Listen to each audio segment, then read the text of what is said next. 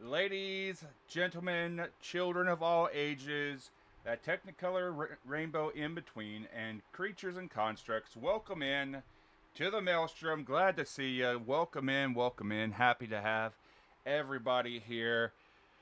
And I actually had an opportunity to stream. The phone hasn't gone out like it has for the last 2 weeks. Wahoo. So, we've got a lot of stuff going on, and I do believe that I have some trinkets that I need to pass out. Let's see, where are my trinkets?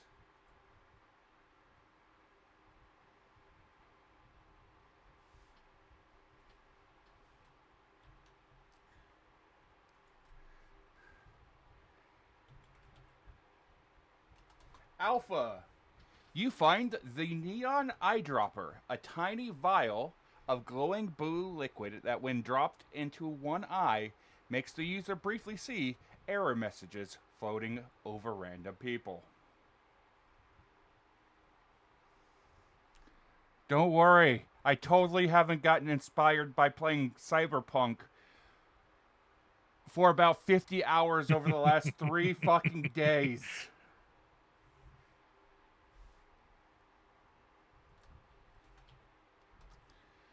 Squinto.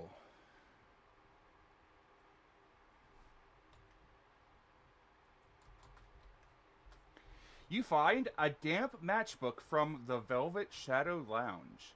The matchbook doesn't light, and you can smell cigarette smoke and jazz when opened. That is the matches don't light, not the matchbook. Yes, the matches don't light. Squinto, everybody and their fucking mother has been trying to get me to play FF14. Bro, I have been sent pictures of people in Plague Doctor masks and basically told, hey, Bob, pss, pss, pss, pss, pss. Over here, they got Plague Doctor masks. Pss, pss, pss, pss, pss.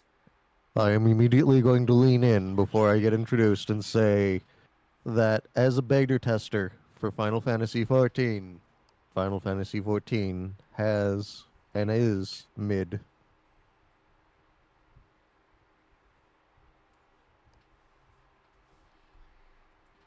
I'm sure there's no problems or underlying issues there.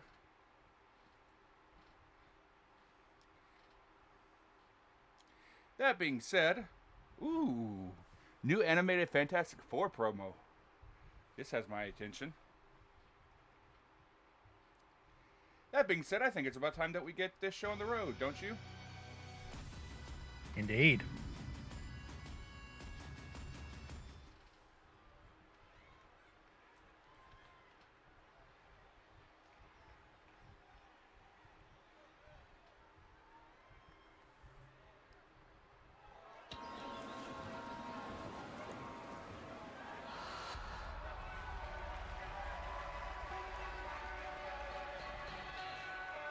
it's something that's hard to describe. It's when you're in a jazz club, you immediately just smell a particular aroma that's in the club. So essentially, you smell the ambience. It may or may not be mixed with reefer.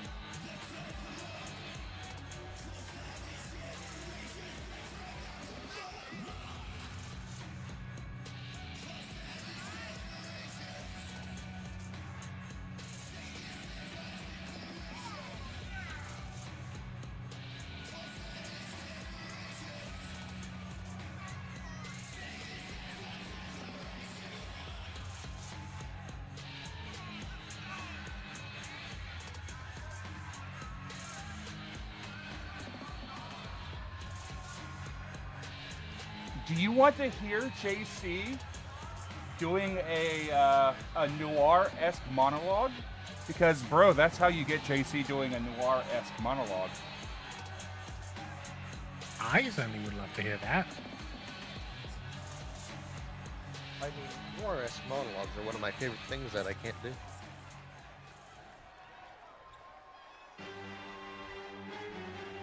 Speaking of JC,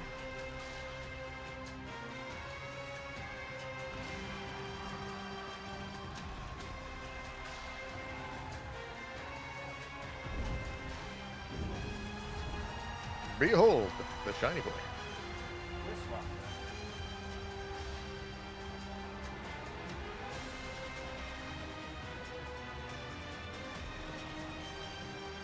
Ladies and gentlemen, this fucking thing. I still remember the time when he just walked around in just a towel. I can see that, Shinzo.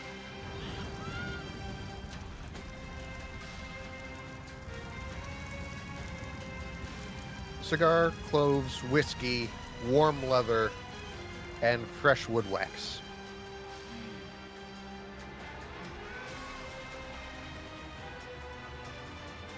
Specifically because I know of exactly one jazz lounge.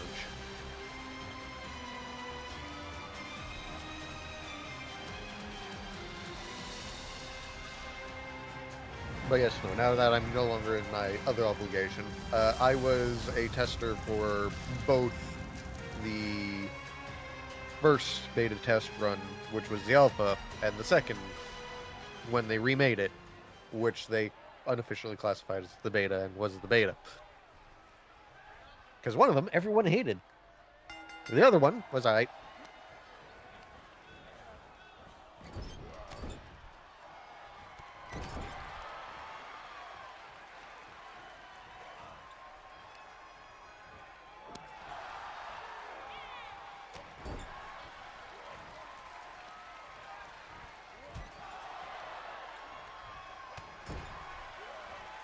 How's everyone doing today?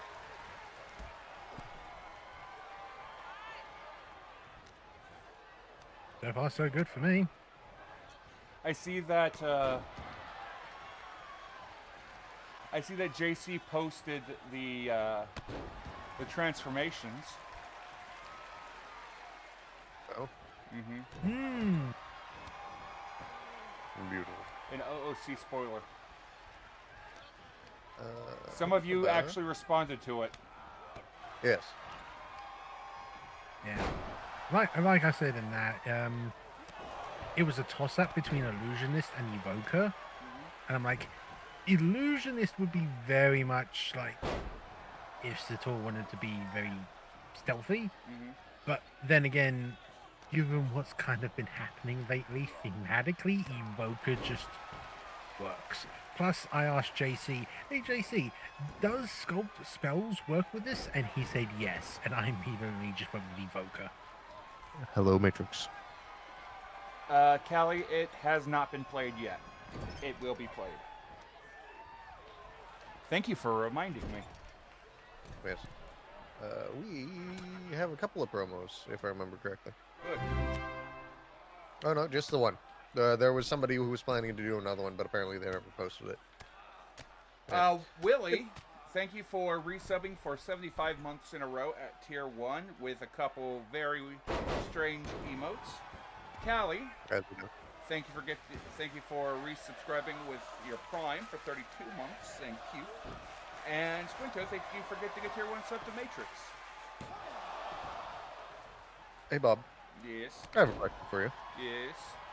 Season 1, Yes. outside of immediately murdering me, what would you have done if Darwin had the illusionist transformation?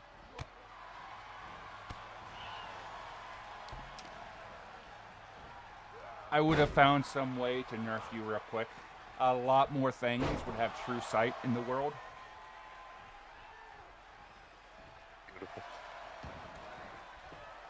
I mean, I'm pretty sure you would have done the same thing for Uth and Tisson with Abjur. Hmm.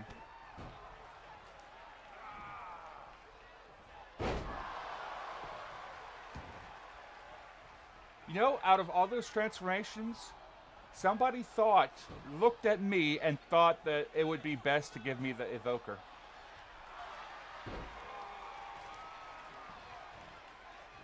They proceeded to look at me for 5 seconds, look at their decision, and regret it. So, the Evoker is incredibly useful for a more brutalistic character, but you as a person, I can't see being that brutalistic. Callie, would you like to tell them about Brakan? Okay.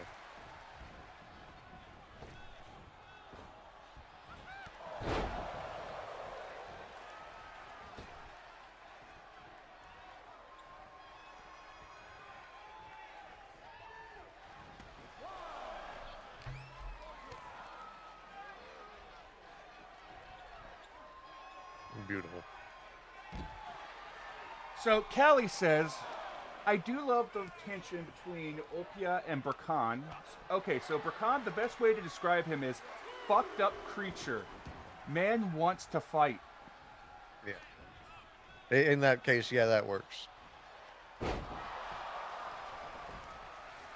The Evoker is definitely more useful for either your team's DD or for a Juggernaut character.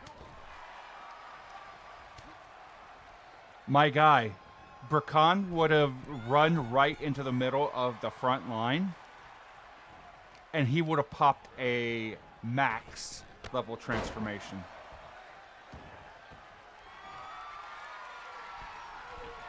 He would have TPK'd his entire party first encounter. Yeah.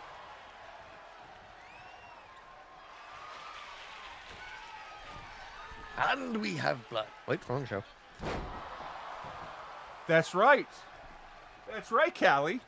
And then I would have taken all the other cores, and I would have taken all the other powers. This is why I took Evoker, because the tour would have been like, at least everyone else would have survived. Ladies and gentlemen, your winner, Marcus Alistair. And I believe that was the match for who gets to go against the, I want to say, Grave next week.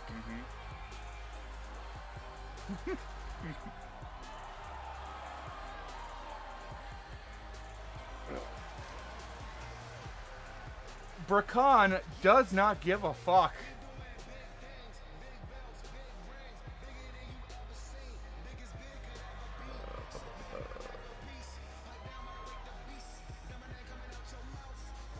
I also have Batman level plans on how to kill everyone else.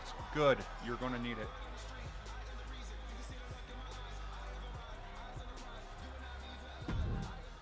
Because eventually we're going to turn against the army.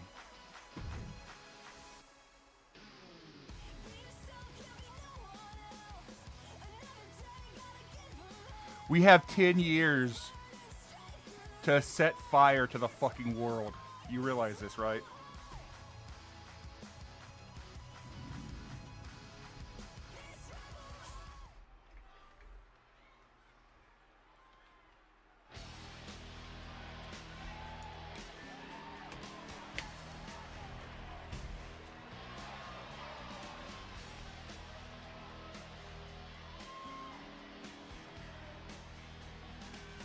Half sure the final battle will be a 4-way brawl between us, probably.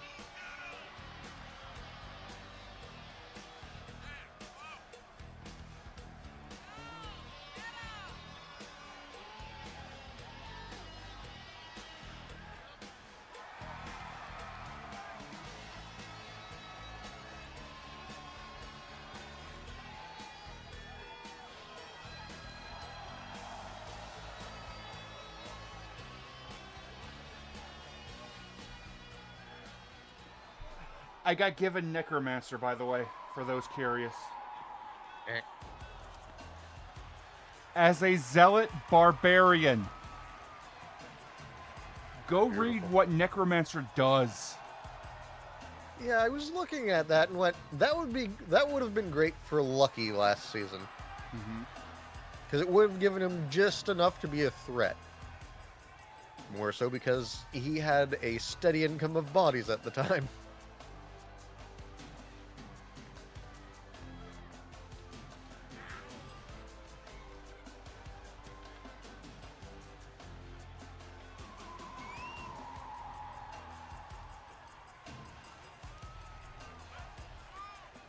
Callie's an Eldritch Knight with Abjuration and near total immunity to magic already. Beautiful. Okay. Did I cast Fist? Side looks at Tisson. Let's give this fucker Abjure.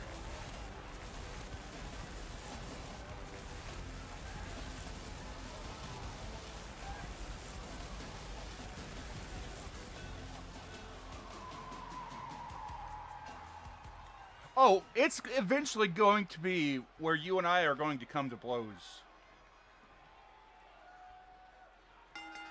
And I look forward to it.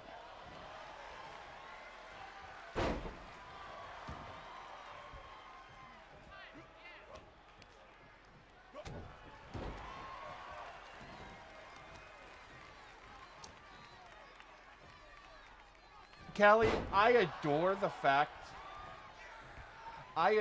fact that we're teamed up in 2 different games. And in one game, our relationship is basically best friends. And in the other game, our relationship is... Don't get in my fucking way or I'll fucking kill you. We need to play another game with the both of us there, Bob. I don't think that Hex would allow that. No, no. Well, I mean, with Hex, we were coordinated with each other. We were cooperating. Mm-hmm. It was what? You, me, Wand, and one of Hex's friends. Yeah.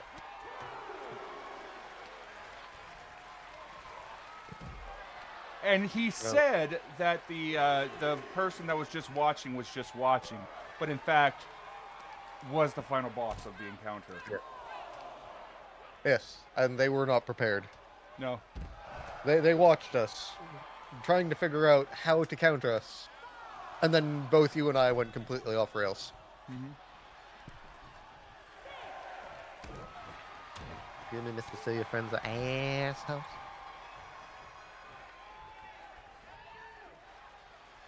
Nebel is an incredibly fun character to play. Oh yeah. And believe it or not, I pulled Nebel out for a one-shot recently. Beautiful. How'd it go? It went surprisingly well.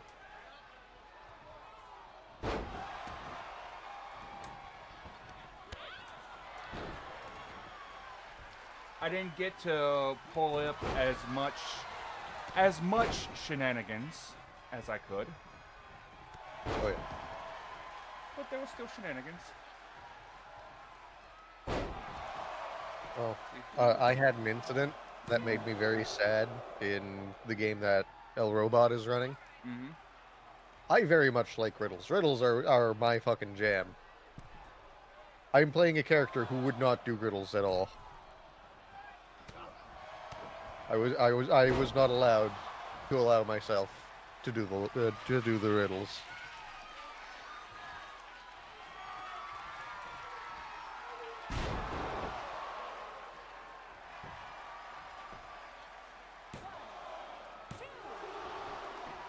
That said, Kelly is currently playing Granny Fee in that campaign. Ooh. And boy howdy is she silly. Hey, Callie, who do you think is going to the Minnesota mission on the 19th?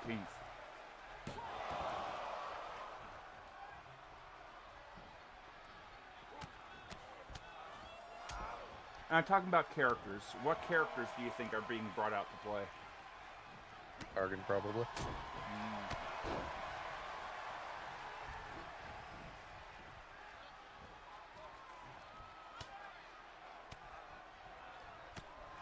Possibly Doom and Iron Man. Ooh. It would be interesting to see. It would be very interesting to see Victorious and Jake.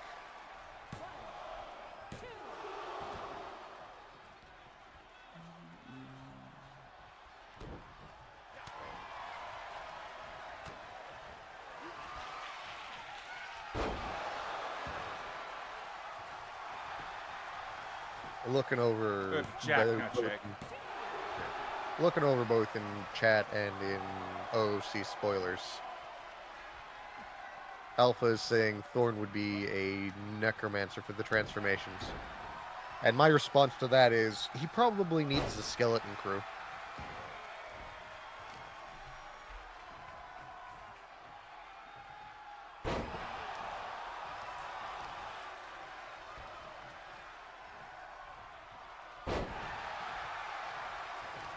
Kelly, is Argon the fucker that you were going to pull on me for the next campaign?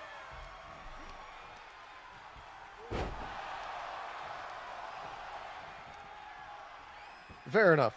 Okay, so I know who Argon is. He's hilarious.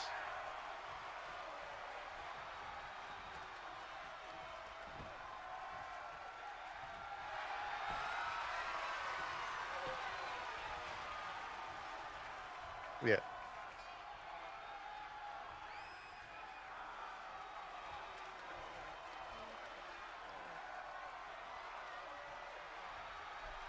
Yeah, Vestrush hasn't locked in.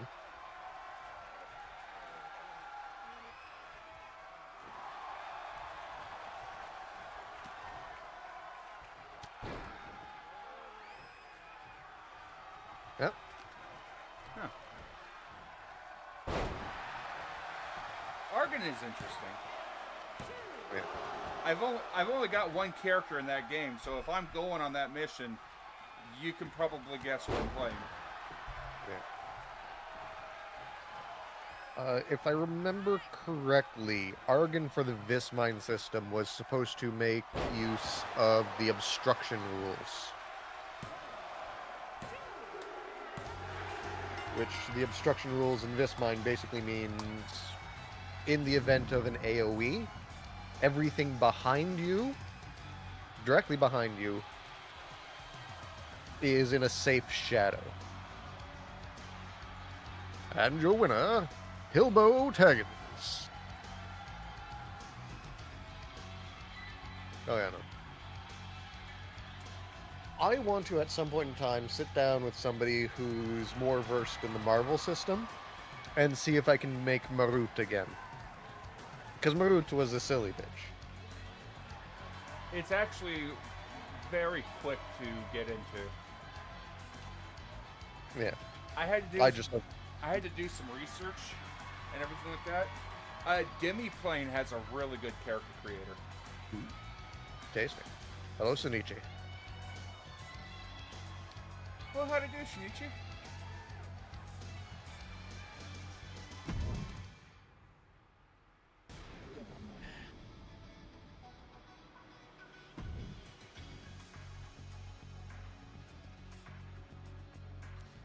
Yes, the fatal four-way of my weapon won't stop fucking talking. How do you gag a sword? I'm now just thinking of the singing sword from Who Framed Roger Rabbit. That was in season 1, by the way. Yeah. I mean, I Oh, was yeah, kind no. of thinking of like the two swords that Dante has in Devil May Cry 3.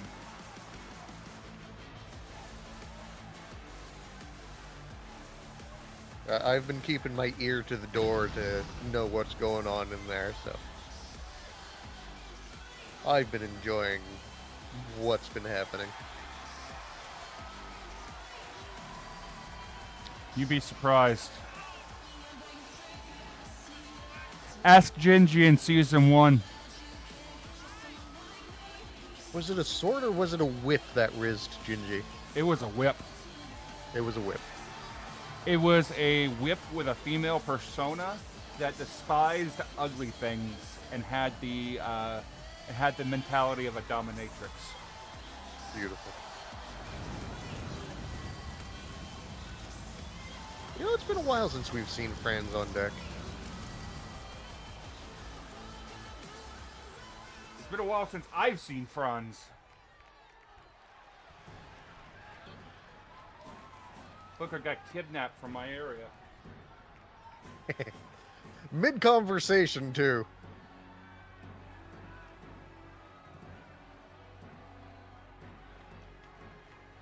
And I apologize, Bob. That conversation wasn't going anywhere that wasn't awkward.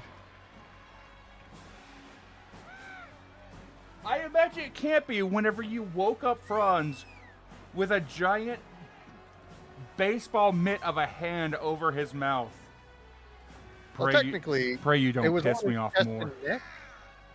Mm-hmm. Technically, the hand was on his chest and neck, pushing his mouth closed. Mm. Koteldoman is smart enough to not smother people unless he has to. Mm-hmm. But yes, you were saying, sorry? Basically saying, pray that you don't piss me off again. Yes.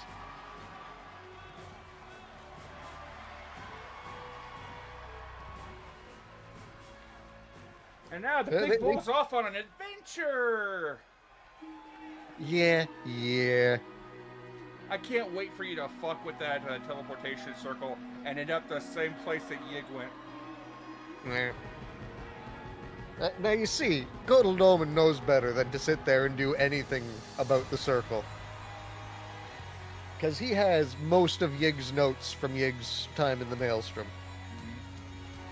Oh, this is the thing that made you leave. I like it here. I haven't died yet.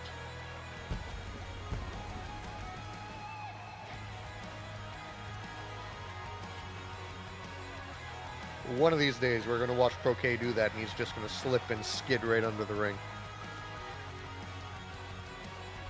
Croquet isn't Sankara.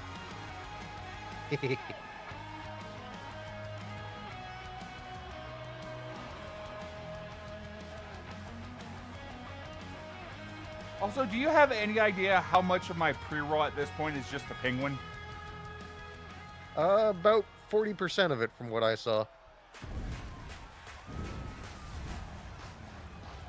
That's okay, Bob. You're going to get more Yig pictures too, soon, too. I don't need sexy Yig. Oh, too bad.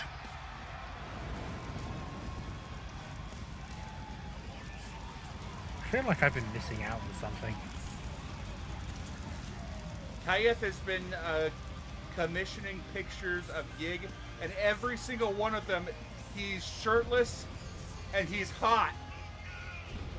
Fucking why? Yig is a tribal, and he's a lizard folk. He doesn't need clothing. Plus, we need something to balance out sexy Miska. I was going to say with the slutty waist.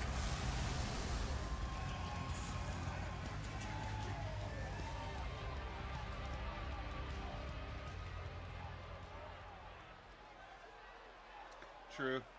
Sexy Miska is a thing. You sound almost sad about that, Bob. Because I remembered that it's a thing.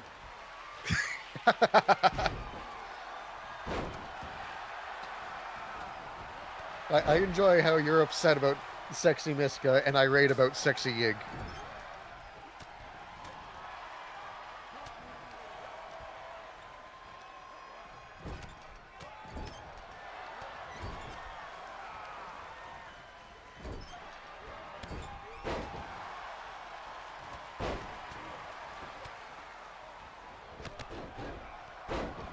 Which, hilariously, the sexy Yig spawned a huge conversation in the art channel. Yeah. I just want to say, I fucking love my game. And I love my players. Y'all are fucking These great. bunch of weirdos are good, yeah.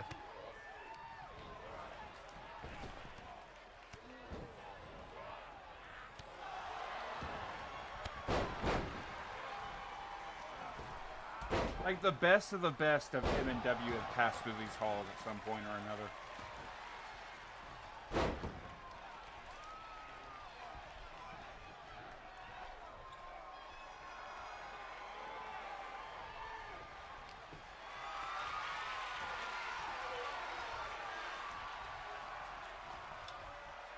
And just because I know Hex is at some point in time going to watch the VOD, Hex, the tag titles were subsumed a while ago. I realize you watched like 14 different E-feds. However, just to remind you, the tag titles no longer exist. They got Technically. 8. Yeah.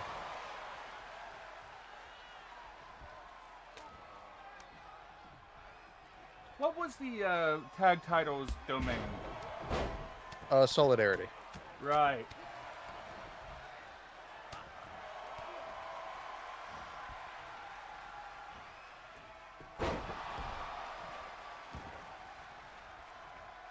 Joe was so happy about getting those belts. Oh yeah. Anytime you even mention him, he starts yelling, like, all hail the great gold ones or something like that.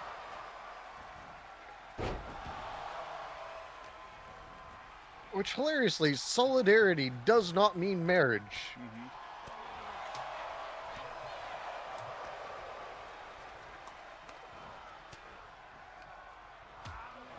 But it was funny. You combine trickery and solidarity and you get a Vegas marriage. True. It's like, look at Frenzy and Thorn.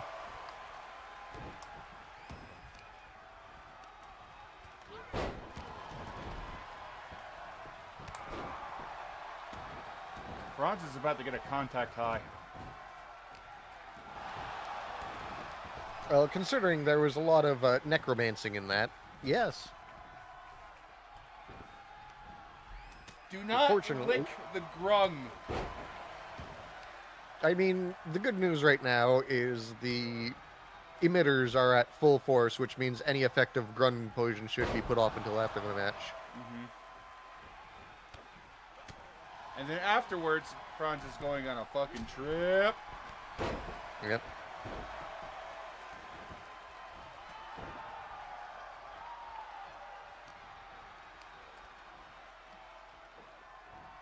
Oh yeah.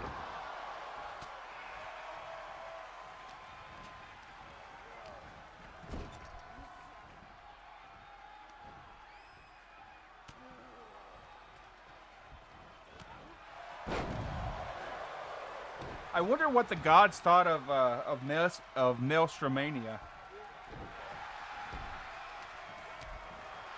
Well, I know at least one of them was not enthused. Mm-hmm.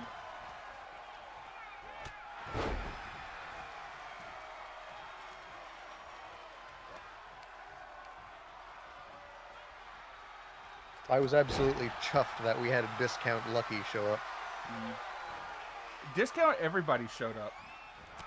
We didn't have a discount Tissin, and we didn't have a discount Oof, which made me slightly sad.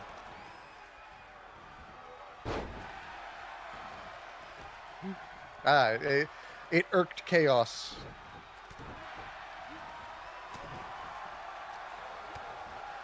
Funny that Chaos didn't like how chaotic everything was. Mm.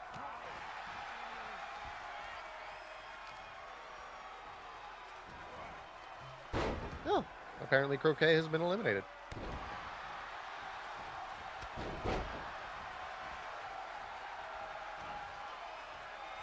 I just realized something, Bob. Mm-hmm. Kotal Doman has Yig's notes, which means Kotal Doman has knowledge of two teleportation circles. It's just whether or not he's gotten that far into the book yet.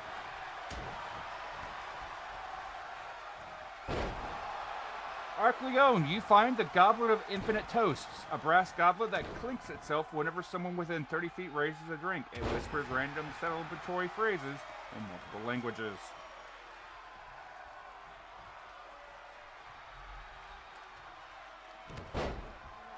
Speaking of, Chaos must absolutely love Kotal Doman. That man talks to people.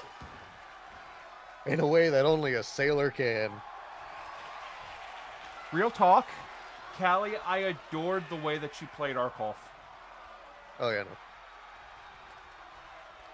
To be fair, it wasn't even a character of Arkoff. It was just Arkoff. The chili needs to be spicier. Fire alarm fire going alarm off going in off. the background. If it doesn't kill me, it's not hot enough.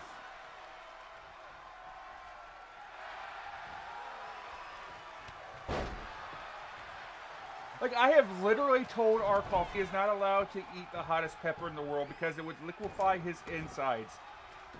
And he still says that he'd do it. Arkoff would probably love hanging out with the Hazilong in general. Because the Hazilong like spicy things because it makes them tingle. Mm.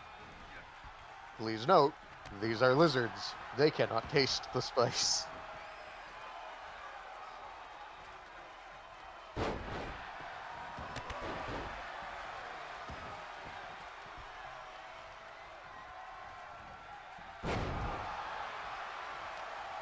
Shinichi, I hope you tune into Gateway because you found a rusty compass with a bottle cap needle. It always points towards the nearest canned food, or at least you think it does. You think it does.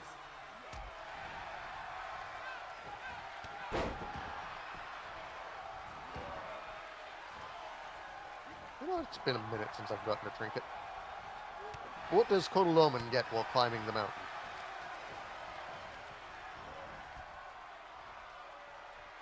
Well, Frenzy has been eliminated. Frenzy has found a treadmill.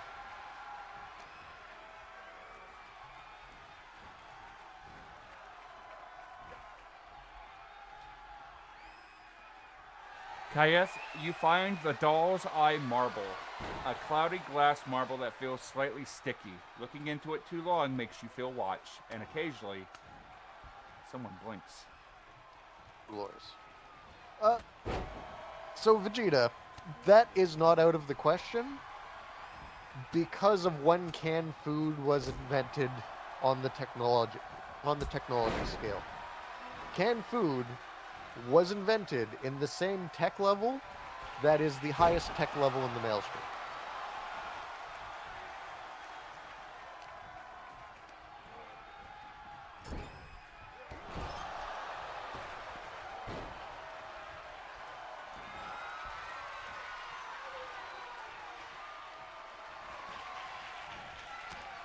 Oh yeah,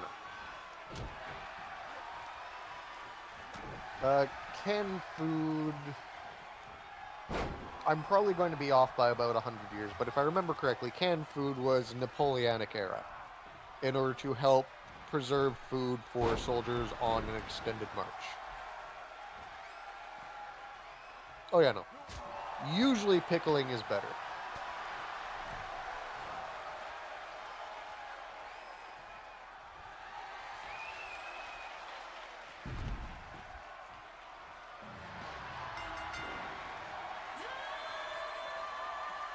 Ladies and gentlemen, your winner, the holder of Bjorkmere.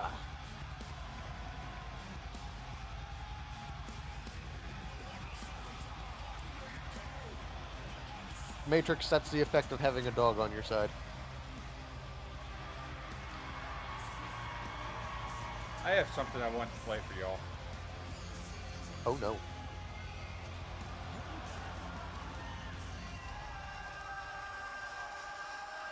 Where is it?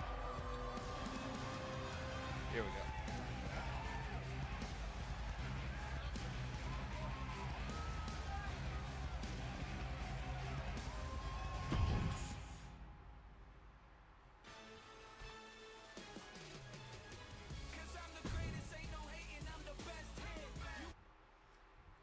So, y'all ready for this?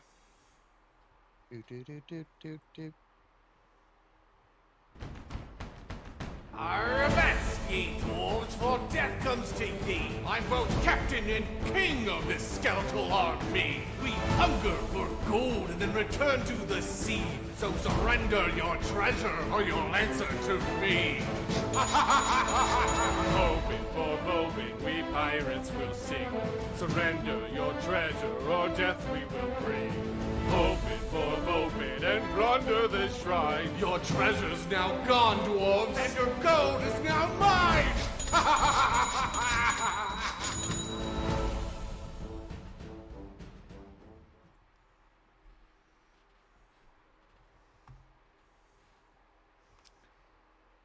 See promos.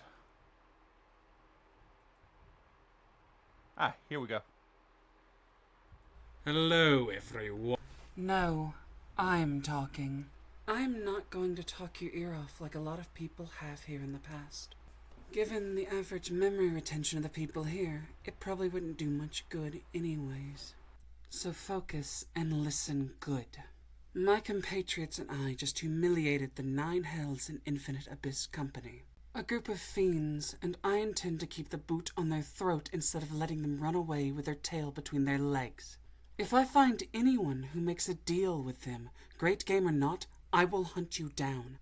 If I am not successful, and I will likely be successful, believe me, there are worse things than death. I learned them from the very, very best.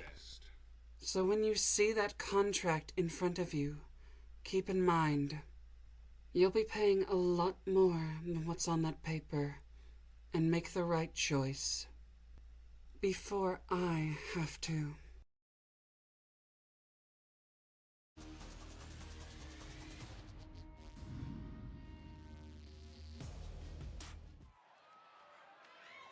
Strong word said to everybody.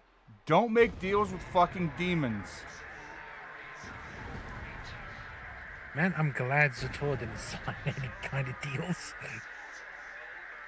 Which is hilarious, because Kotal Doman knows of one person who was offered a deal.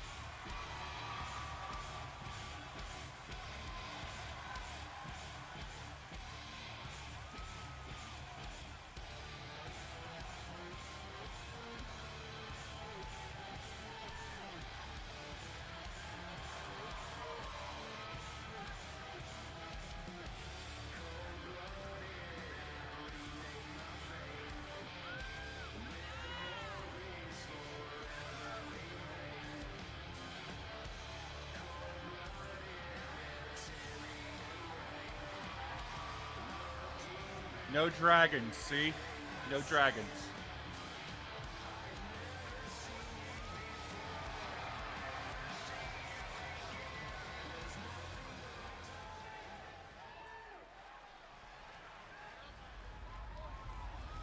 I still love that I managed to get a no dragons mark on his hands. This is why you should make deals with the Winter Court.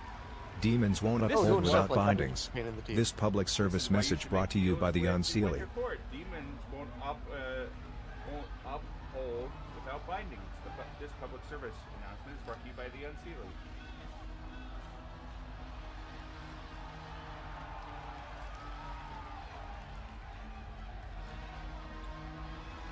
Remember, folks, the Fae won't swindle you out of your soul. They'll buy it for fair market price. It's not their fault that your soul is only worth one enchanted pastry. Or occasionally a hamburger. Yeah.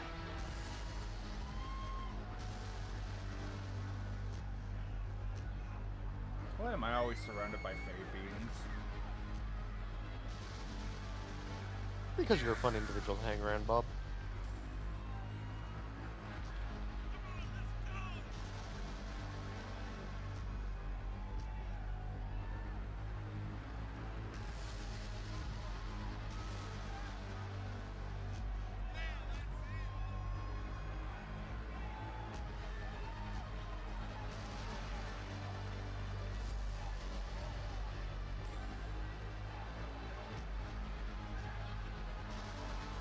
You want to get fucked over by extra planar creatures?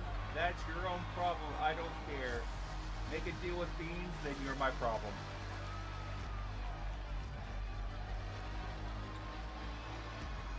Some barbs, Vegeta.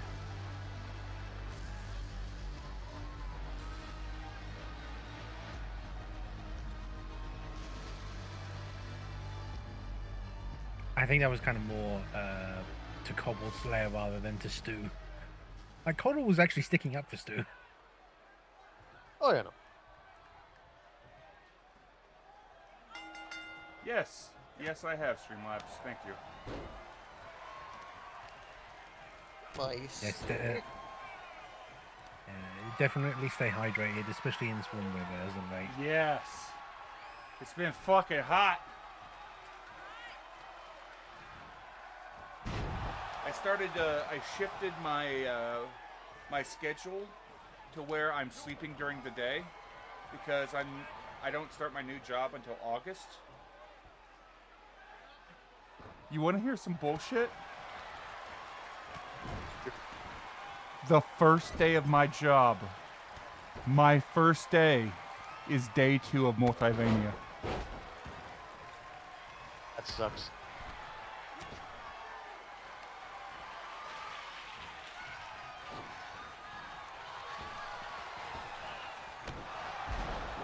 I will say I do get a bit of a giggle out of this matchup because canonically, Kotal Doman is like 4 feet taller, and Coleslaw is like half a foot shorter. Mm-hmm.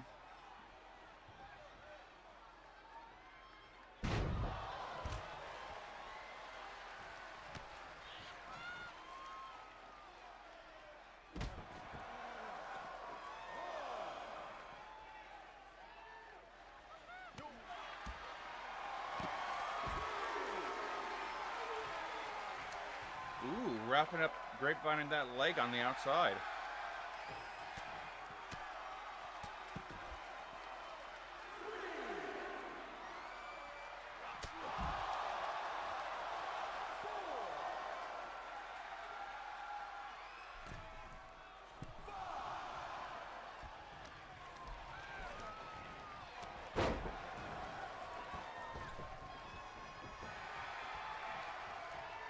So, in the latest news from the Murder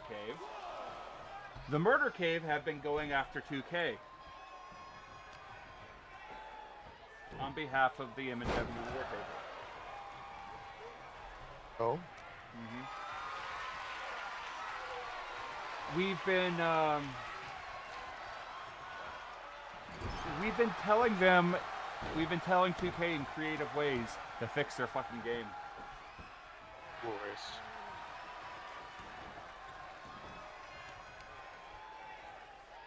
I've sent about 5 or 6 tickets into 2K so far to fix various problems in 2K25.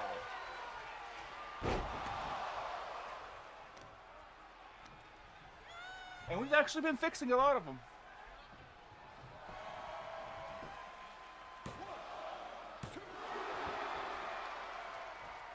You haven't missed too much there, Paige.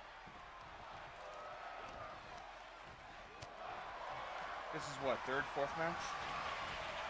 Yeah, something like. I just want the sun to go down so it won't be fucking hot.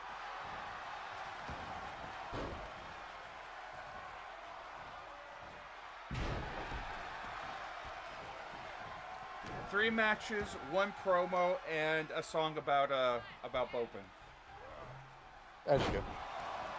Hashtag hoping for Bopin. Oh. Fierce volley.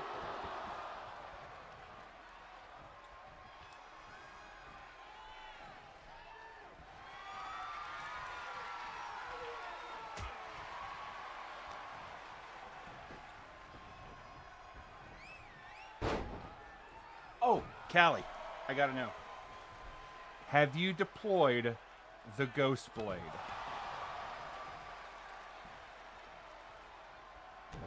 The what? The Ghost Blade. The Ghost Boy or the Ghost Blade? Ghost Blade. Ah, I see.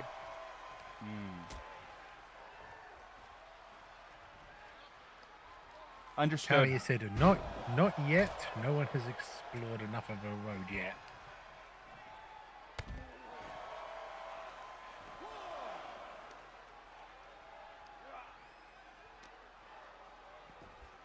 To simply explain, I was once, at one time, a member of an organization called, to nobody's surprise, the Order of Chaos. And so, I procured a rather useful little weapon in my time with the Order of Chaos. I saved this weapon from destruction. Some would say a fate worse than death.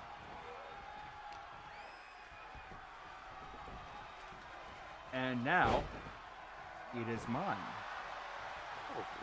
I have made claim of this weapon, and I will be deploying it as I see fit. And so, since Callie is one of my dear RDMs, I have given the Ghostblade to Callie to wield. Because Callie is from that particular community, and Callie knows the history and the stats of the Ghostblade, and how best to wield a fully realized Ghostblade.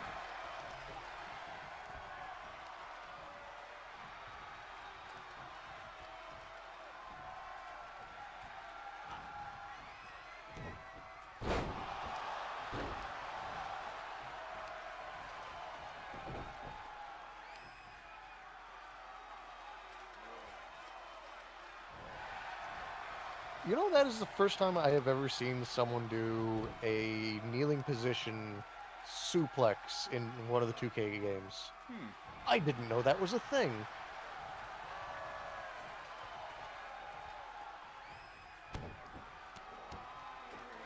Good.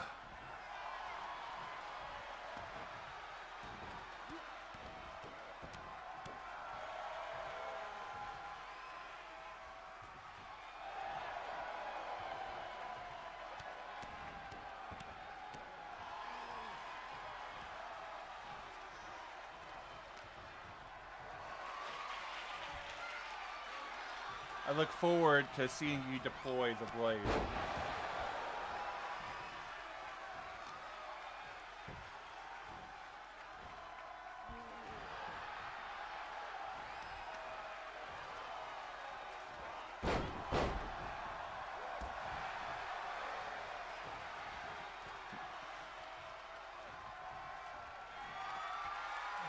Color me curious, Alpha. What do you think the Ghostblade is?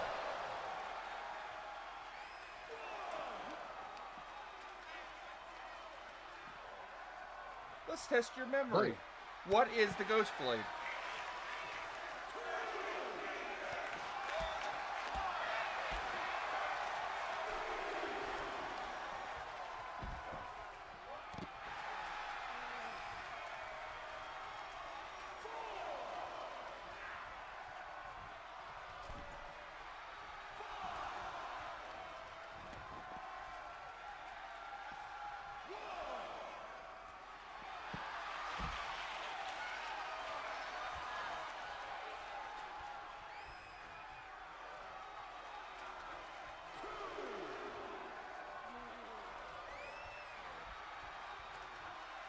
That's a long count.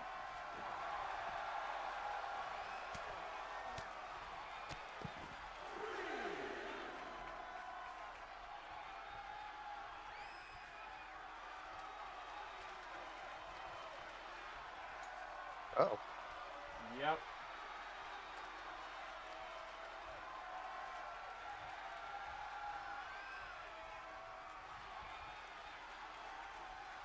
The Slayer's probably breaking the count because he's still not getting a rise out of Kotal Doman. Is it a blade made from ectoplasm? Interesting. No, it's the game page. Can we get exclamation mark 2K in chat?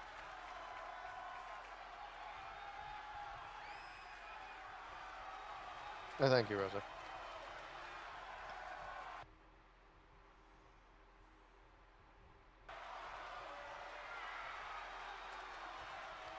It was a blade made from a wraith? So you think it's like an Right. incorporeal blade? I mean, at least it wasn't a blade made from a Roth. Mm.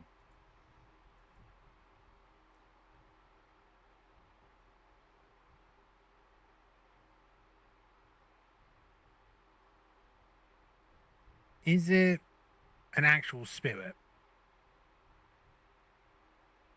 An interesting theory. That was the name of the vehicle. Mm. A vehicle called the Ghost Blade? Yeah, kind of like the Bane He's blade the or queen something of like that. fire You know. and the mother of flame. Her kids are actually the worst part, though, Jimmy. Look, Jimmy, if a dragon starts talking, you're gonna have a bad time. And remember, Jimmy, more than 5 is a waste. Don't forget to drink your juice. Stop falling off, Jimmy, you monkey. Deadbones, no, you just act. Remember, chat, more than 5 is a waste. And Lady Catherine, thank you for getting the tier 1 sub to Vegeta Rules. Vegeta, welcome in.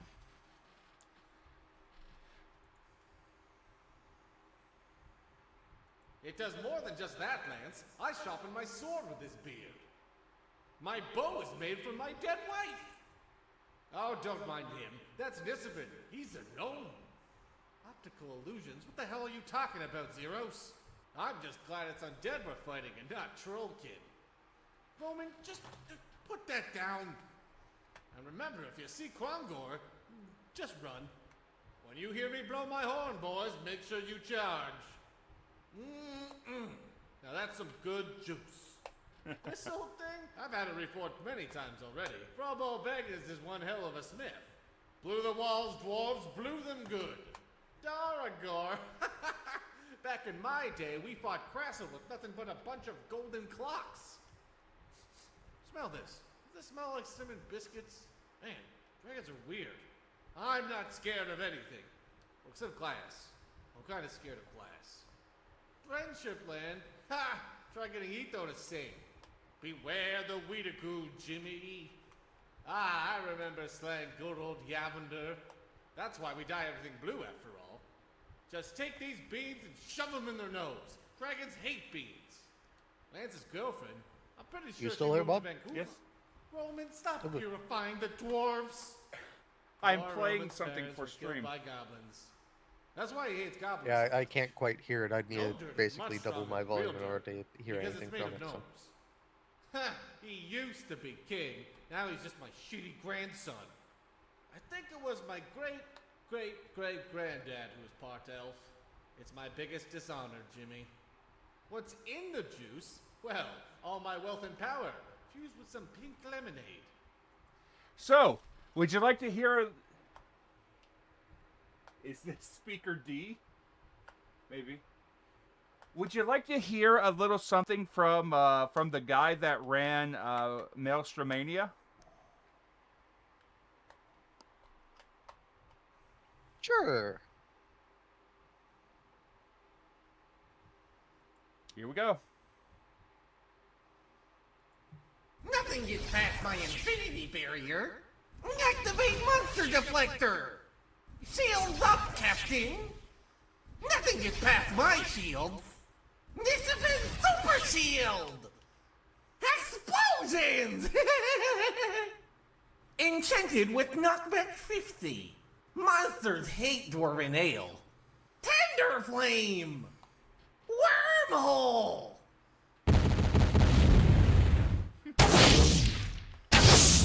That's very loud. Wahoo! Whee! Zap! Pew! Zam! Pow! Wham! Zoop! Thorp! Zap! Pam! Pack!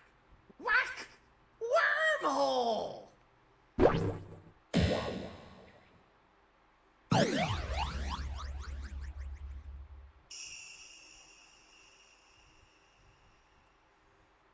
Zap! Pew! Zam! Pow! Wham! Zoop! Thorp! Zap! Pam! Pack! Whack!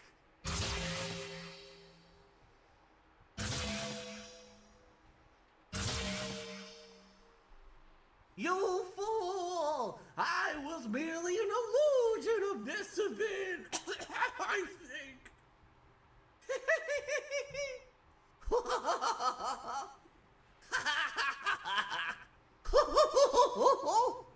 I need more ale. I'm running low on ale. Well, shoot, I'm almost out of ale. Whee!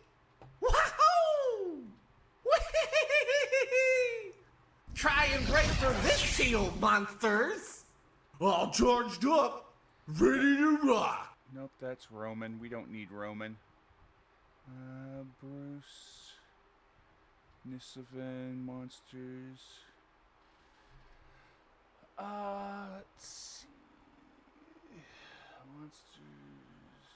Goblins.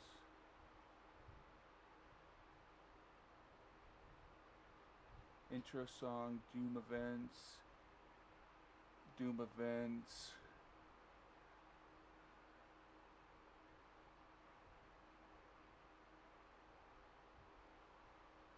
Everything all right over there, Bob? Yeah. I'm basically what's happened is I'm buying time while the game updates. We got sniped by an update, did we? Yeah. Updating cloud storage and all that. Yeah.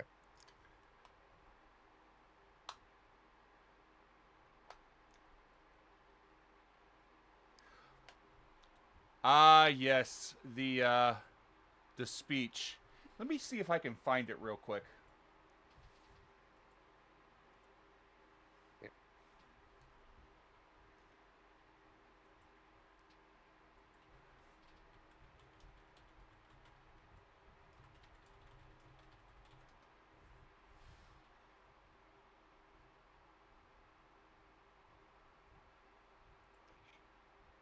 Do not fear death, dwarves.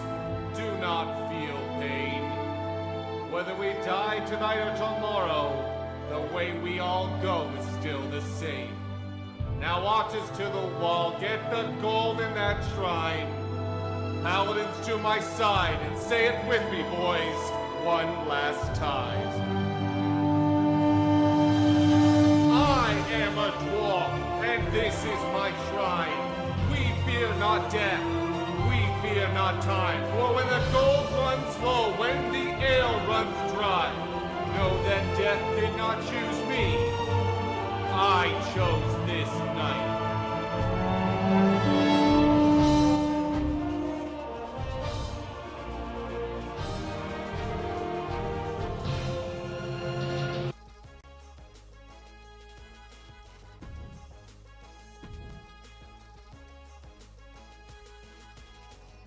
And basically, that is the speech that you get every single time that you play a game of Dwarves vs. Zombies as the initial battle cry.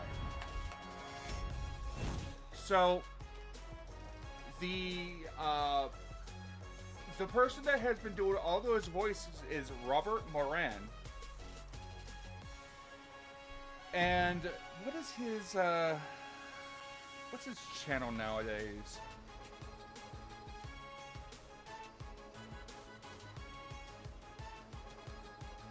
Yes, Rob. Thank you.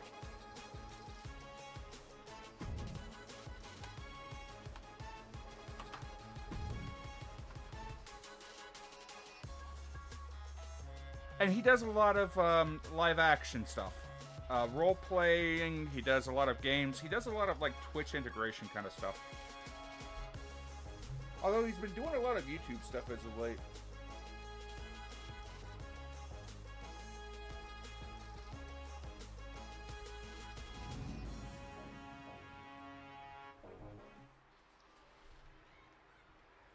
Callie, did you play Lords? Or just DVZ?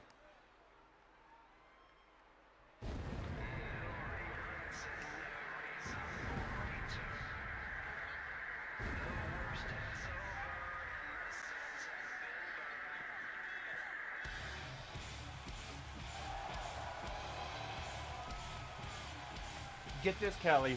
Wand was over in Magic Quarter.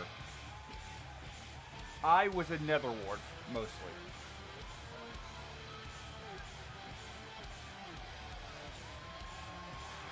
I mean, that does explain the emphasis of Netherward in Season 1.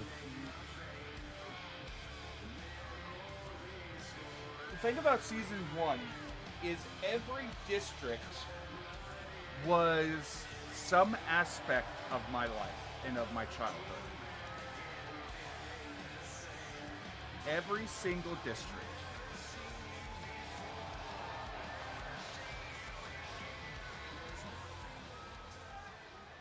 Like, you tell me a district and I'll tell you basically how basically it either affected me or it was some part of my childhood.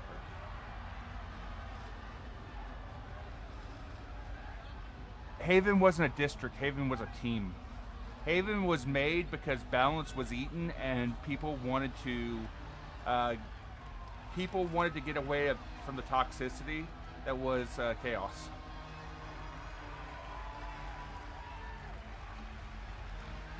Haven was made because a lot of people weren't happy. Yeah.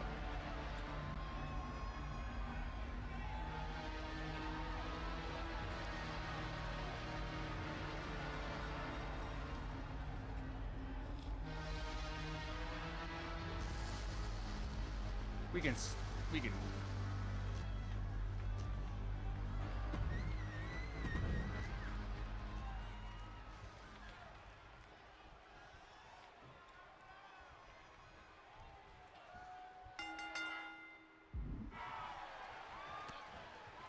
Paige, weren't you in the Verithian Plains? Paige was in Verith, yes. Because she spent most of her time either in Verith, in Toontown, or occasionally in Oasis.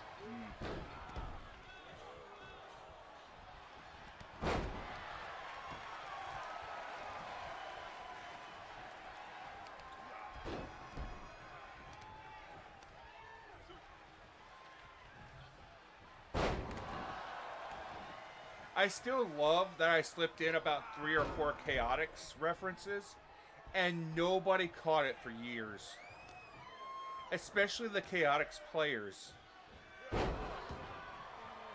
I had a bit of a giggle because they're all also general fantasy places, like the Forest of Life. I know at least 6 different settings with the Forest of Life. Tide looks at Necron taking over.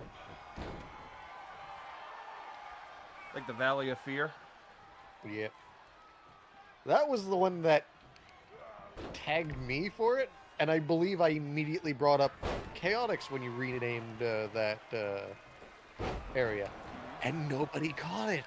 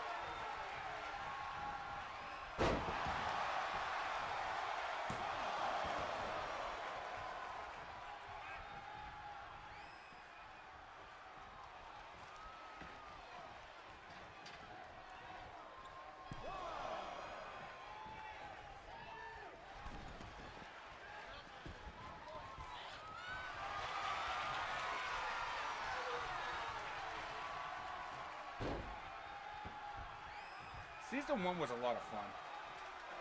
Oh.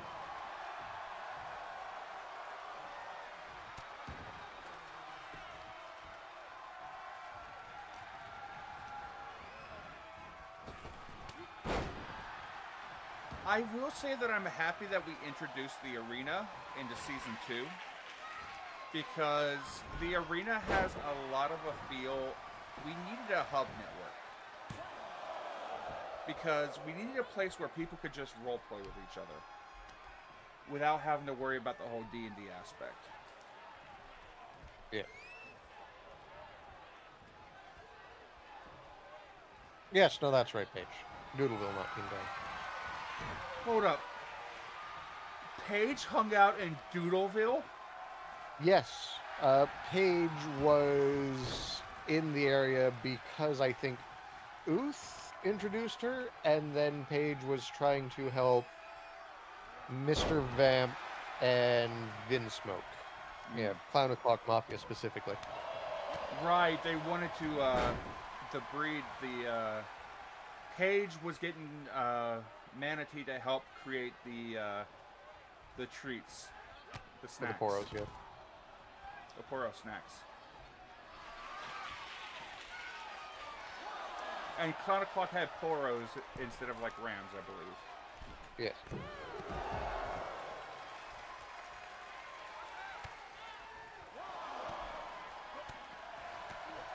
Had both? Gotcha.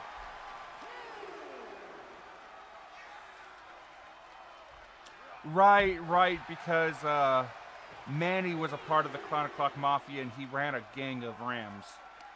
Yeah.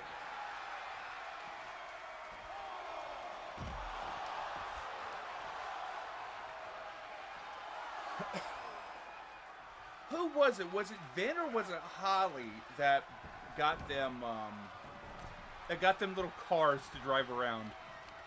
Holly.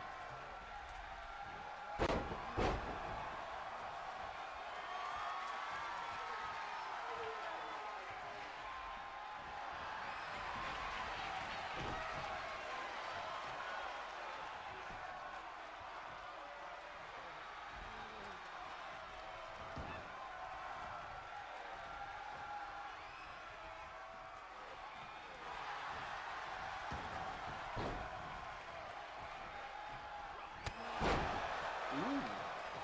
They found the Earthlings? Good. To be fair, they were also introduced in the arena while Frode was effectively trying to attract people. How many people have gone to Herod as of late?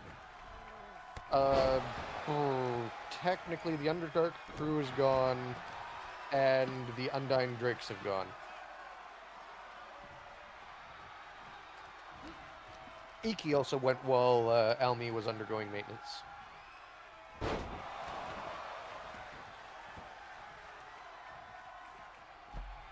Zator went to Masmafor. I remember that. Yeah. And then he got taken away before he could deal with the corruption. And everybody fucked off from the corruption, so that's still a story plot. Oh yeah. It is one of several world-ending plots in that area. I say world-ending. I mean, it may as well be to the cities in the area. I mean, the orcs and the goblins are only going to push further east and further north. It's only a matter of time before they get to the. What's really going to be bad is when they get to the Fairview Ruins, and they unlock the dungeon that produces monsters constantly. I mean, isn't that going to be a good fight for him? It's going to be a real good fight for them, unless they take over. And then they have an army of non-stop spawning monsters.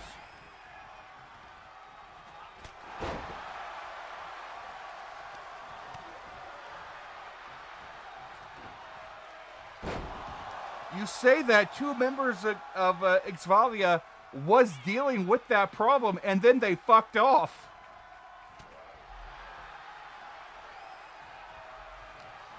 And the door's still traveling.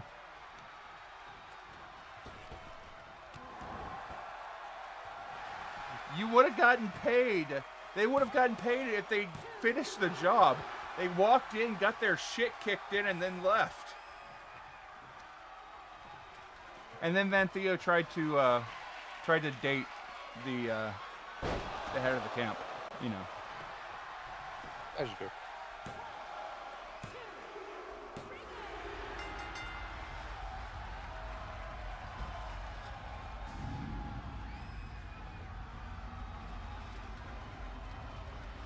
Yeah, no, Miska at the time was part of the Underdark crew, which is in all me. Ladies and gentlemen, your winner, Kotal Doman! GG there, Vegeta.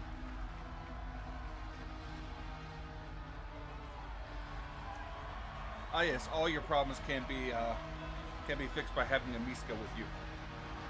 Yeah.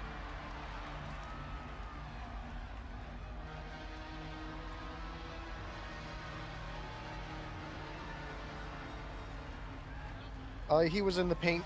He was in the tents post battle for Sanctuary.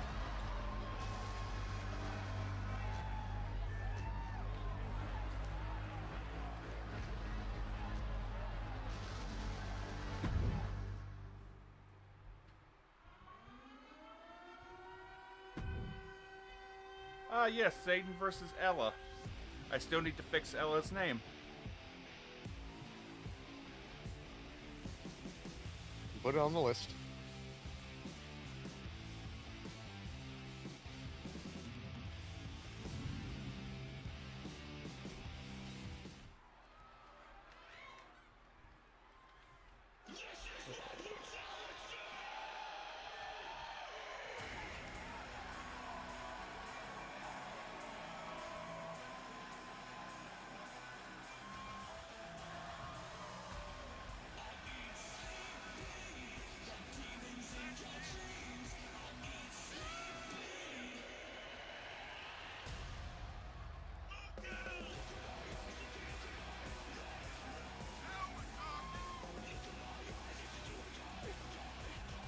You managed to get Satan in just before the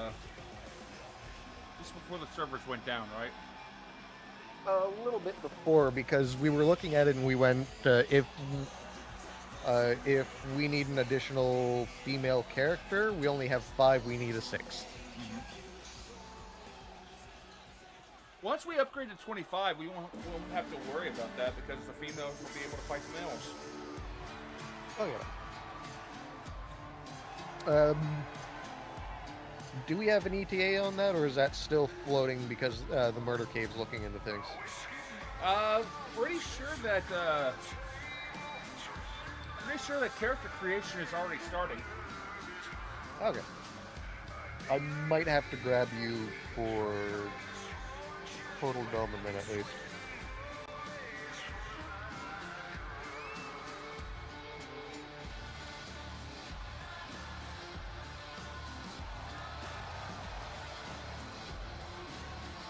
We'll take a look and see what's going on.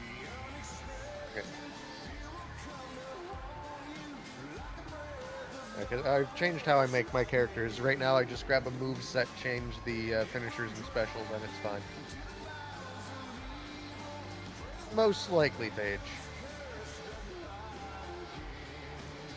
Yes, but that's why we have workshoppers. Yeah.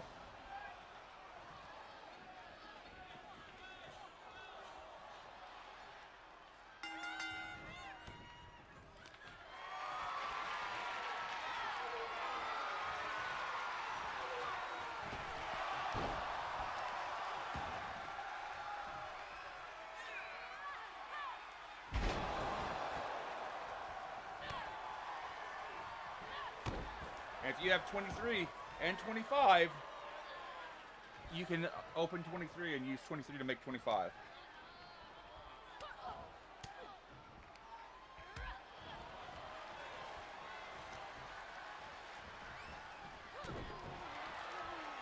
I don't know if that's an entrance page.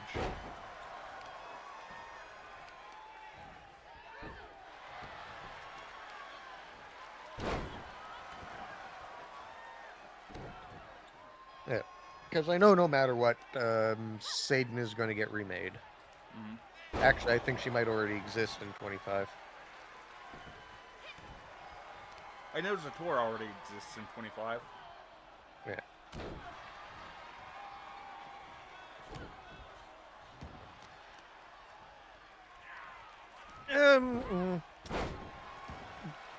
24 was a fidelity upgrade from 23.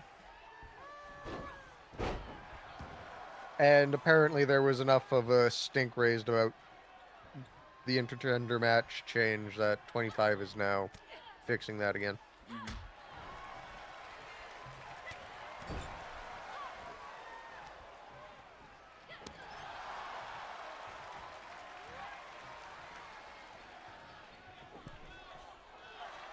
There was enough changes, enough good that was made in 24 to warrant switching over. Yeah. But Maelstrom decided, you know what, fuck it, we're not switching to 24.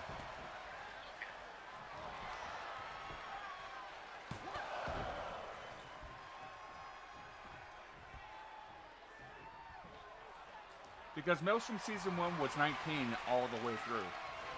Oh yeah. Season 2 was 23. And it's going to be 25. Which Season 2 19 will- also had. Oh, sorry. Season 2 will probably end on 25. Yeah. Season 1 also had the advantage of 19 was given an extended lifespan. Oh, excuse me. Yes, 25 does allow for intergender fights. Yeah. Without mods. Yeah.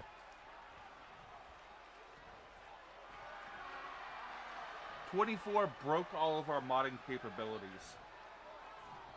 Yeah. 25 apparently hasn't. Because Bosco has been pulling some bullshit for 25. Yeah. Which it feels like the 2K devs, because they've been threatened with losing the WWE license, are trying to do as much as they can to retain that license.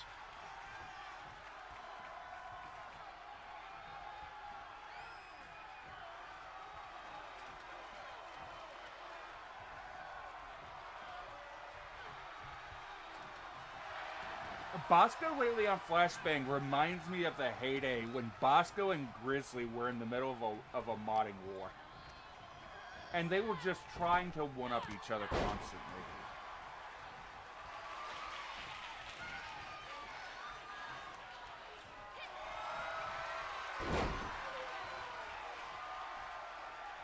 Like, we got to the point where we had to actually parlay with Bosco on what mods that we could use first and what mods that Bosco could use first.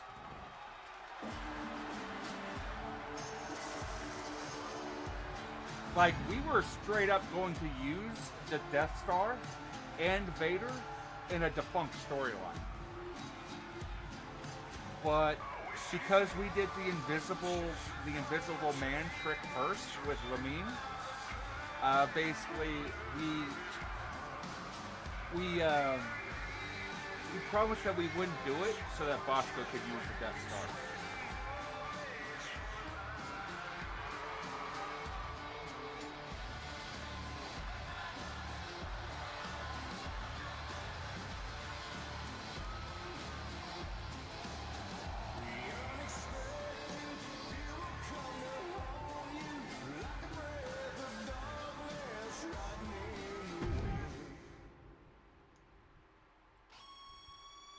Who remembers the main man versus the main man in season 1? Vaguely. Sadly, I don't. It was the Revenant versus Lobo. Ah, yes. No, I remember that. So Panda was in chat, and as the match was playing out, as soon as he beat Lobo, Panda just started screaming in chat, "Take the bike! Take the fucking bike!" And sure enough, Grizzly thought about that and had the Revenant get onto Lobo's bike and drive off with it.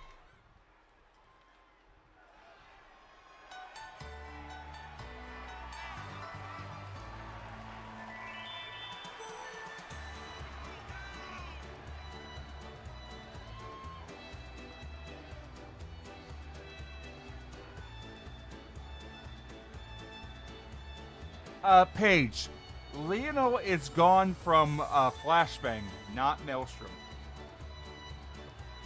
Fuck no, he didn't get the bike back. And what was it? It was, what, Anon and Croc versus the Slash Street Boys? Think so?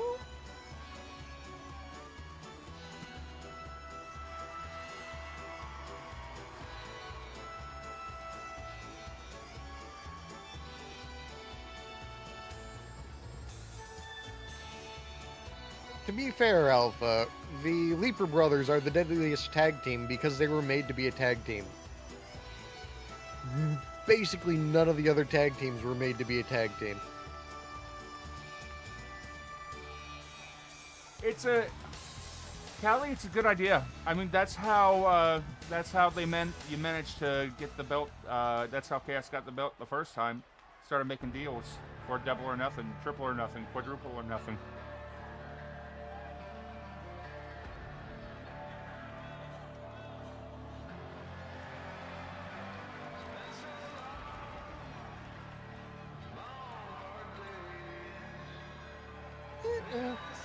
Not so much the other end of the world. Leonel is the other end of the world from Herod, because Masmafor is technically the world hub. Well, the arena is technically the world hub. Masterfor was just the start point. Yeah. That's what I mean.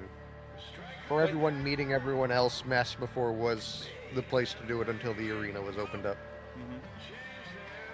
But with arena's potential desolation by Peepaw, any area is open to have new players join. Yeah. And new players start at level 5 now. Yes. Maelstrom's been going for a year. We're now level 5 on entry. And in another year, it's going to be level 10 on entry.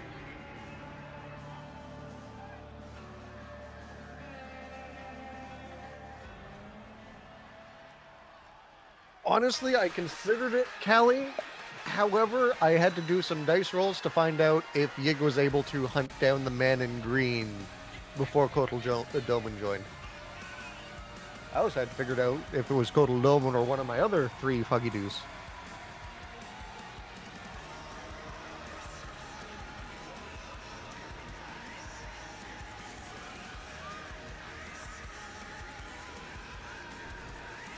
So Masmafor is the easy start. Steel Coast is the normal start. Almi is the hard start. And Herod is the very hard start. Road is the I hope you didn't like your kneecaps start. Mind you, so far the Sea of Frozen Fire is like goddamn near impossible.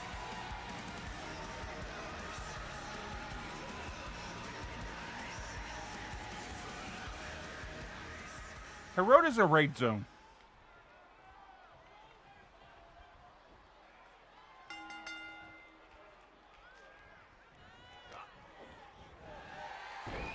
Oh yeah. Also, I hope you like fishing in Herod. As long as it's not Zirian fishing, we're good. I fucking hate Zirian fishing, but as schlog as Zirian fishing is, in terms of like new player instruction and having something for the new players to do, Xeris had a lot of like, as soon as you start play, you know what to do kind of thing than Vareth did. And what's But worse... to be fair, I was just gonna let Vegeta know. To be fair, that sounds more like a skill issue.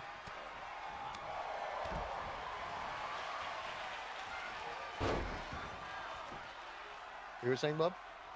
And what's worse, the human slaves in Xeris are treated better than the human peasants in Vareth, which is concerning because Vareth is supposed to be the free country, the free human settlement. Yeah. Well, in order to be a good free country, you need a strong leadership. And Vareth didn't have a strong leadership. They literally changed. And I'll put it to you like this: in my time of leadership, in my time of playing that game, Vareth had like 25 different kings. Xeris had like 5 regents.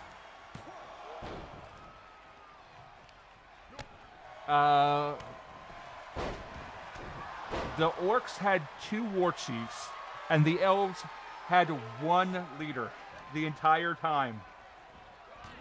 No, wait, two. Yeah, no, that tracks for elves. The elven leader faked her own death at one point. Vegeta, you chose to activate the wild magic. Thereby, it is a skill issue.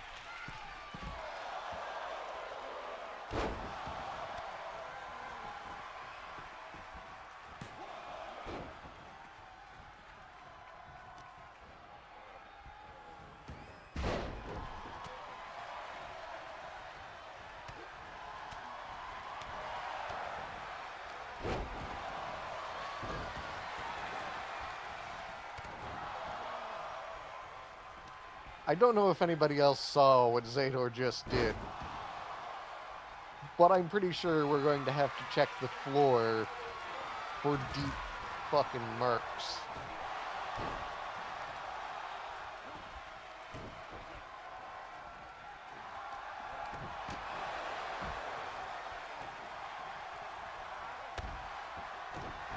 Oh, that's amazing, Callie. Glorious. And you get a wild magic surge. And you get a wild magic surge. Everybody gets a wild magic surge.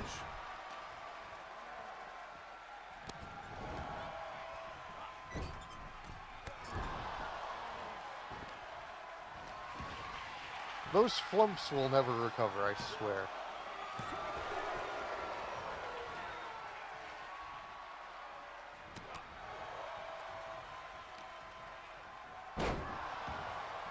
Adventuring Guide 101. You can always trust a flump. Yeah.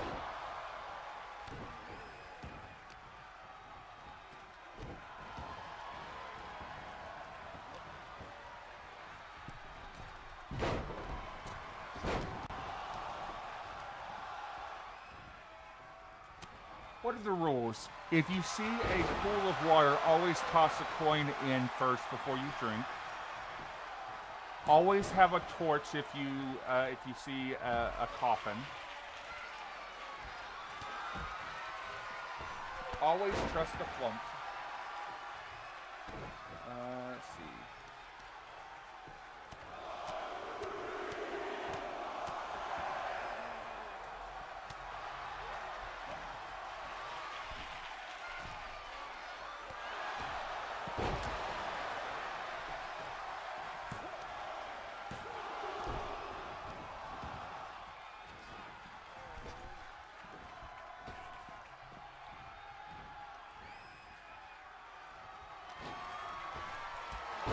Always trust the flump. Before you drink from a fountain or a pool, toss a copper coin into it. It's a small price to pay for your life. Sometimes a chest is just a chest, but don't bet on it. No uncarved statues of frightened warriors. If you see one, keep your eyes closed and your ears open. Don't poke skeletons. Bludgeoning works best. Keep a few gems in your pocket. A hungry Zorn is a helpful Zorn. Before opening a sarcophagus, light a torch. Traps means someone wanted to keep you out. If the traps still work, it means there's still plunder on the other side. Some wards don't follow their object. Don't open interesting plunder until at least 100 feet away from any ornate pedestals. Do not trust attractive men and women in dungeons. Glowing things that don't do anything when poked with a pole might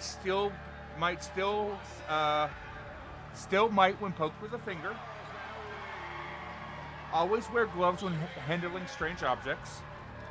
Consider all objects removed from the dungeon strange until proven otherwise thoroughly. Always ask permission to walk past a statue. It never hurts to be polite, and it might save your life. Don't kill the lich. They'll just come back angrier. Ladies and gentlemen, your winners, the Commandos. Hello there.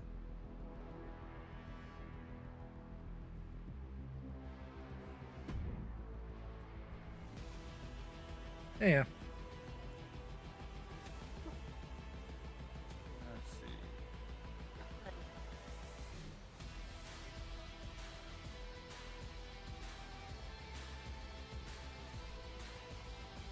Goodbye. Never interrupt anyone willing to tell you a story.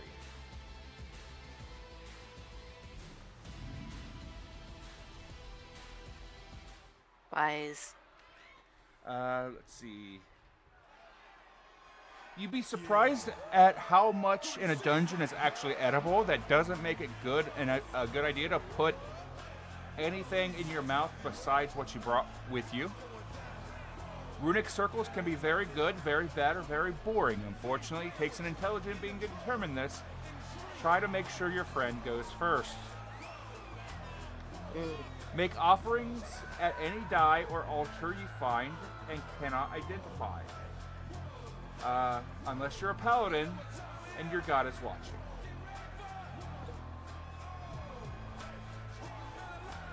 Always check behind tapestries and drapes. Similarly, always check beneath rugs. Do this with a 10-foot pole in case you actually find something. A spear or a quarterstaff is not a proper substitute for a 10-foot pole. Don't mess with the fungus. Yes, some of it can be eaten and is harmless. Others will eject spores that will kill you in less than a day. Every adventurer should have a good large towel.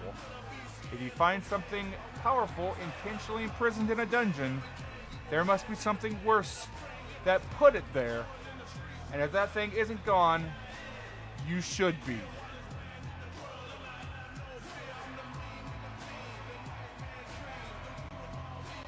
In combat, very quickly, if any part of your treasure begins speaking to you, discard it.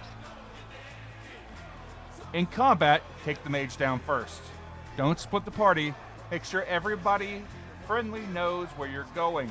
There's no cavalry rescue when you get in over your head if no one knows where you went. Just because you have the alert feat doesn't mean your friends do. Always inform them of the danger. Never trust an empty cave. Always set your own traps when resting. Use Mage Hand to open everything possible. Know your job in the party. If you're the only healer, heal.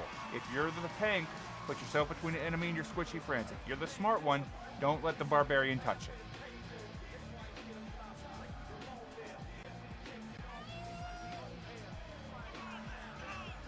Remember, if you're the smart one, it is your job to be barbarian no.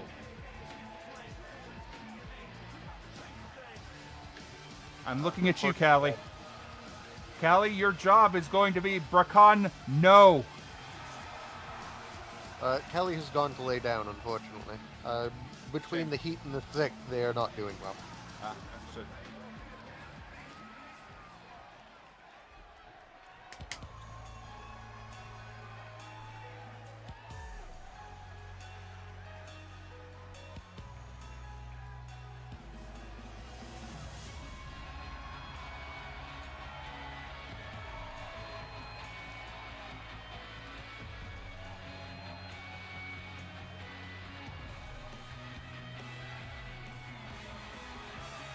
This is match 7? This is the title match, Yes. so match 7.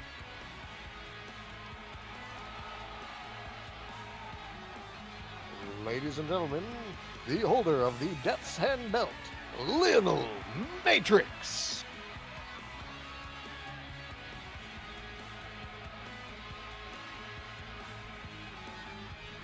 It would have been something if I sent Lionel after Lionel. Lionel holding the death spell and Lionel holding the interdimensional championship. Oh, that would have been hilarious. That would have been funny.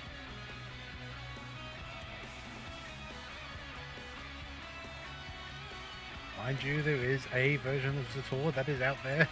Oh yeah. I saw you threatening to send him to Warzone.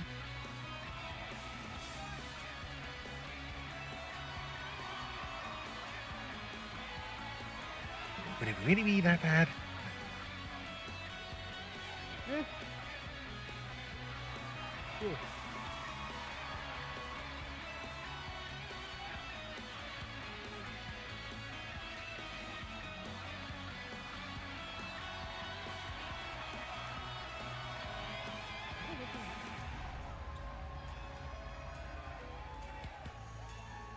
I will say, Zator had a hell of a show on Flashbang, for an RNG match, I think.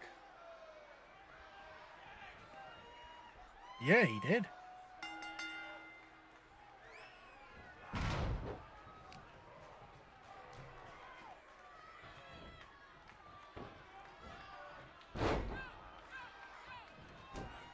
Bosco played up the threat that was Zator, but it made Matrix look really strong for it.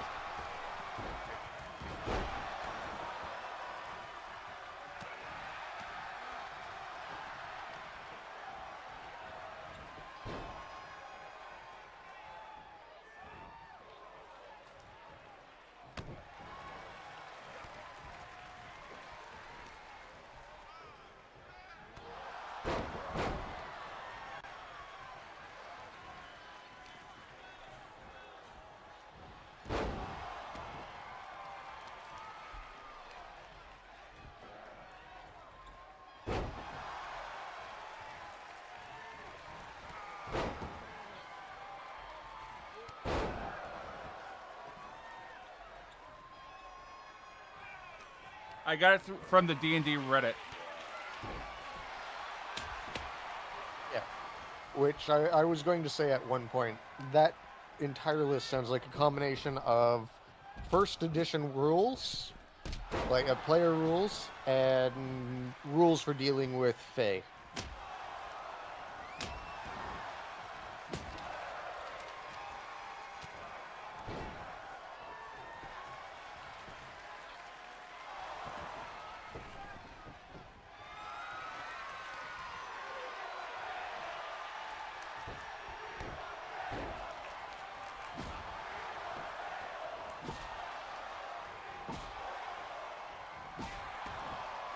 Ooh, Lycanhart put up a new short. Nice. Ooh.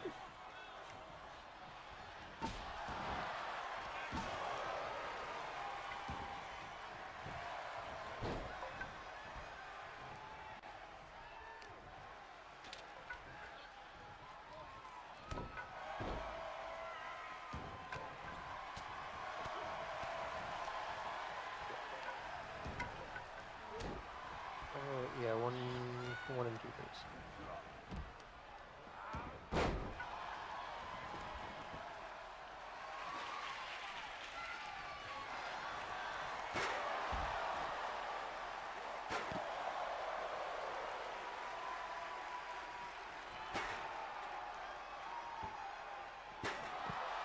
Oh, well, chair's been used.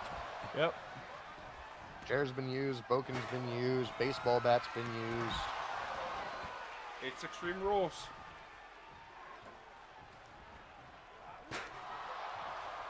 The weapons are going to be used, yes, no? The weapons are going to be weapons. Gravy is going to get his calisthenics in. But is the weapon going to be people? I mean, considering the size of Gravy, most likely. Fuck me, for a Sunday night, a lot of people are streaming. Holy shit. Oh yeah, no, I was just looking at that going, holy tits.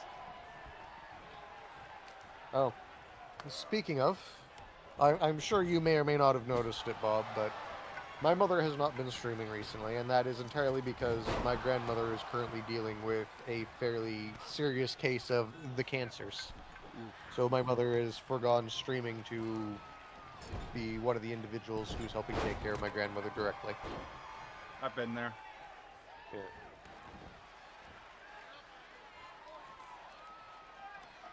Takes a lot of strength to be able to do that kind of work, but it's work that needs to be done.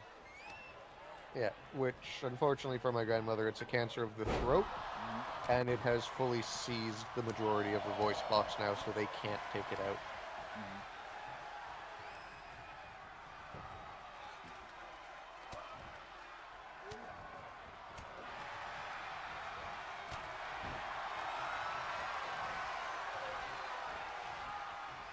Awesome.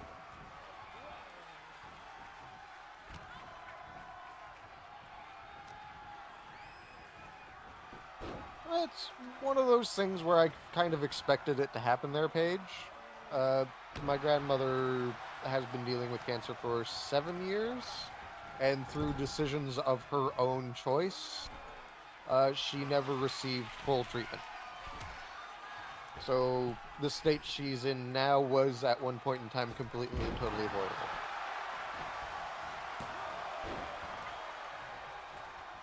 With my mother, it was I believe it was colon and liver cancer that got her, and Yeah. she had she started off with stage 4 cancer. Stage 5 is terminal. Yeah. And she went on the chemo. She fought her way back, and they told her, "We're going to go ahead and take you off chemo for a little bit, so we can do surgery and cut it out." Yeah. And they kept stalling her, and stalling her, and stalling her, and let her go without her chemo for a while until basically they put her back on chemo to try to get it back into a point where it could be managed. She never got to that point. And they just took her off of it, took her off the chemo, and then put her on hospice. So my grandmother, they caught it early. Mm-hmm. They took a little bit to cut it all out. They started to do chemo radiation to completely get rid of anything else that could have popped up. And she decided partway through the treatment that she wasn't going to finish the treatment because she felt that through the blessings of her Lord that she was going to be protected and she didn't need full treatment. So it went from a 2-year treatment to now we're pushing 7 years, and we are at the point where they've said they cannot do surgery because they are concerned because it goes around the spine. Mm-hmm. So yes, no, not trying to bring anyone's mood down. Just going, right, it's Sunday. Right, my mother should be streaming.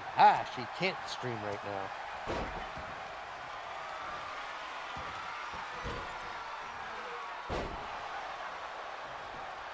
I appreciate you letting us know, given that we do raid your mother quite a bit. Yeah.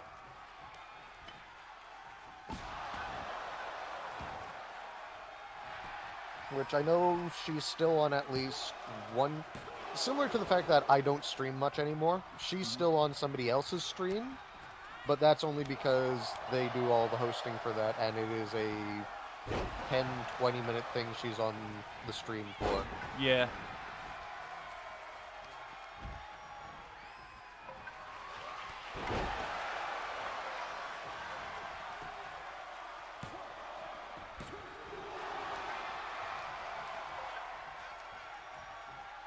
Well, I think everyone's in this bleeding in this match. Yeah, everybody's busted up, bleeding, and everything.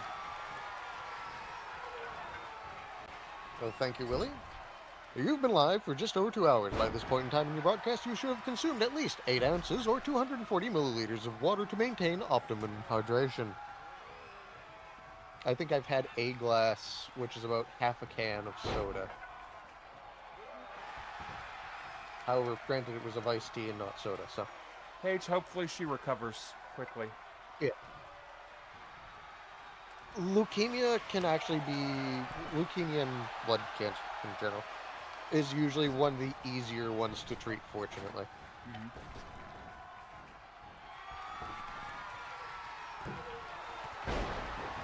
Depending on the source of it, she might need a bone marrow transfer. Which, hilariously, I have found out that a bone marrow transfer can either give you an allergy or remove an allergy from you. Huh.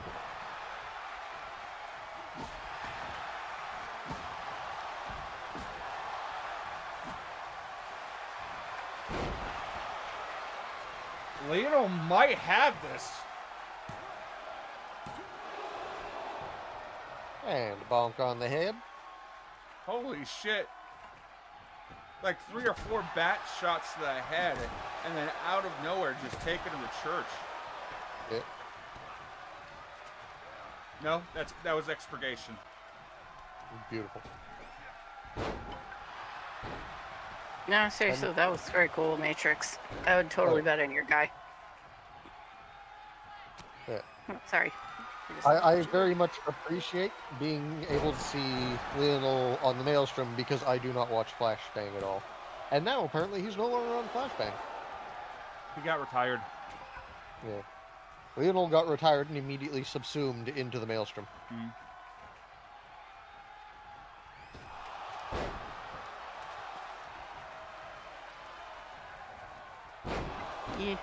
He may or may not come back.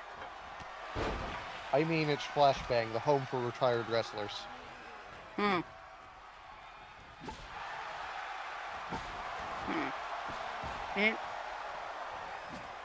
Actually, that's fair.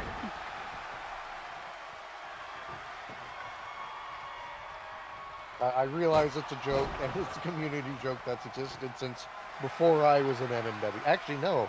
I think that joke started about the same time I joined MNW. Did I get there? Oh, Gravier barely breaking up the pin. Can Matrix break this one up, however? No. Too slow.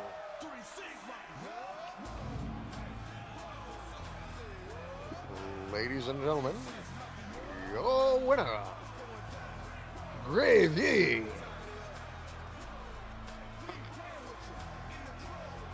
Dude, Matrix, you beat the shit out of everybody, my guy. Yeah.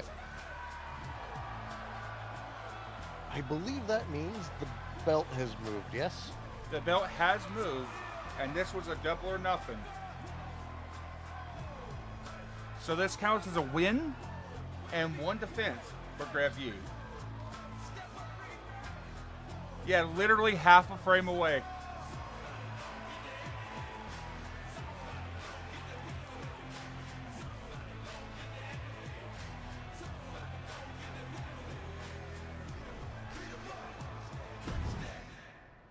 There's been a couple of matches tonight where that's happened, so.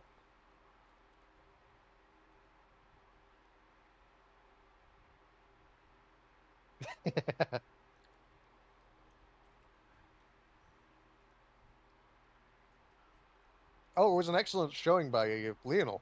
Lionel dominated most of that match. Absolutely. 2, 3, 4, 5, 6, 7, 8, 9, 10. I'm gonna go ahead. I'm gonna roll a d10 to see where we're going. So how many total defenses do you need for it to be 5. subsumed? Five. Okay. It's marked down in the team member and match suggestions in the balance locker. Right.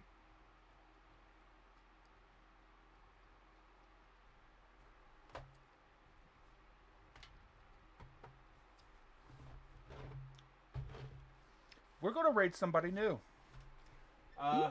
Paige, you're gonna like this guy. New people. So, I learned about this person from Travis.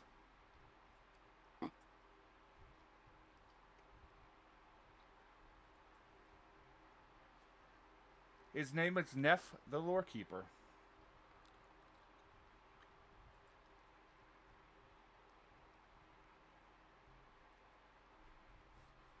What he likes to do is he likes to read stories. He reads to stream. So we're going to raid him tonight.